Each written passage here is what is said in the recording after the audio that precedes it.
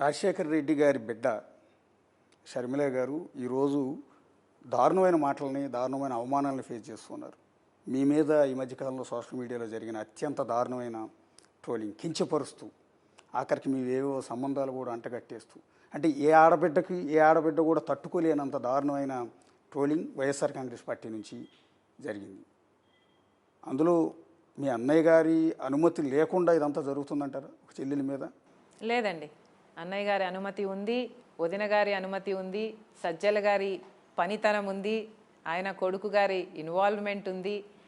వీళ్ళందరూ కూడే ఒక రాక్షస సైన్యాన్ని తయారు చేసుకొని సోషల్ మీడియాలో ఆ సైన్యంతో చేస్తున్న ట్రోలింగ్ ఇది రాజశేఖర రెడ్డి గారి అభిమానులు ఎవరు కూడా సమ్మతించని విషయం, ఎవరూ ఒప్పుకోరు.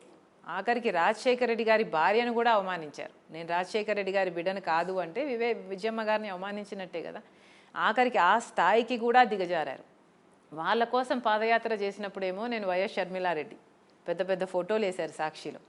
ఆఖరికి నేను వాళ్ళకు వ్యతిరేకినయ్యాను కాబట్టి అసలు నేను రాజశేఖర రెడ్డి బిడ్డనే కాకుండా పోయాను, అసలు ఒక గౌరవం ఉన్న మహిళనే కాకుండా పోయాను, అసలు నాకంటూ ఒక పేరు కానీ ఒక స్టాండ్ కానీ అసలు ఏదీ లేకుండా పోయింది వాళ్ళ దృష్టిలో. ఇంత దారుణంగా ఇంత దిగజారాల్సిన అవసరం లేదండి. బికాజ్ ఇఫ్ యూ సీ చాలా పొలిటికల్ ఫ్యామిలీస్లో చాలామంది brother sisters are in different parties, wife husband కూడా are in different parties, father sons are in different పార్టీస్లో ఎందుకు చేరుతాము అంటే ఆ పార్టీ ఐడియాలజీ నచ్చి చేరుతాము. అయినంత మాత్రాన వ్యక్తిగతంగా ఒకరు కనిపిస్తే చంపేసుకోవాలి, దూషించుకోవాలి అన్నంత స్థాయికి దిగజాల్సిన అవసరం లేదు. బట్ ఇదంతా జరిగింది అంటే చాలా దురదృష్టకరం.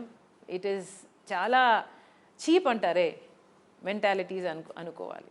అంటే రాజశేఖర రెడ్డి బిడ్డని ఇన్ని మాటలు పడుతూ ఉంటే కొంతమంది పెయిడ్ ఆర్టిస్టులు సినిమా వాళ్ళని కూడా తీసుకొచ్చి వాళ్ళ చేత వీడియోలు రిలీజ్ చేస్తూ ఉంటే ఆ మాటలు వింటూ ఉంటే అదే రాజశేఖర రెడ్డి గారిని అభిమానించే మాలాంటి వాళ్ళు ఎన్నో కోట్ల మంది గుండె తరుక్కుపోతాం. చాలామందికి నిజానికి చాలామంది ఎమోషన్ అవుతున్నారు. ఏంటి షర్మిల గారు ఇన్ని మాటలు పడాలా రాజకీయాల్లో? ఆవిడకి ఏం అవసరం, నిజానికి ఏం అవసరం? ఆవిడకి లేని లోటు ఏముంది? దర్జాగా హ్యాపీగా బెంగళూరులో బిజినెస్ చేసుకుంటూ హ్యాపీగా ఉండొచ్చు. కానీ వాళ్ళు వచ్చి చెల్లెల కోసం అండగా నిలబడి ఇంత రోడ్ల మీద తిరుగుతూ ఇన్ని అవమానాలు పడుతున్నారే అని మాకు బాధేస్తుంది. అట్లా మీరు కూడా ఎమోషన్ అయినట్టున్నారు 2-3 సభల్లో. How will it not hurt అండి? It will definitely hurt. ఎవరి కోసం అయితే నిస్వార్థంగా అన్ని కిలోమీటర్లు పాదయాత్ర చేశాను, నేను ఎవరి కోసం అయితే ఏ పార్టీ కోసం కష్టపడ్డాను, ఏ మనిషి కోసం కష్టపడ్డాను, ఎందుకు చేశాను? ఆ రోజు మీరు కష్టాలలో ఉన్నారు కాబట్టి చేశాను కదా.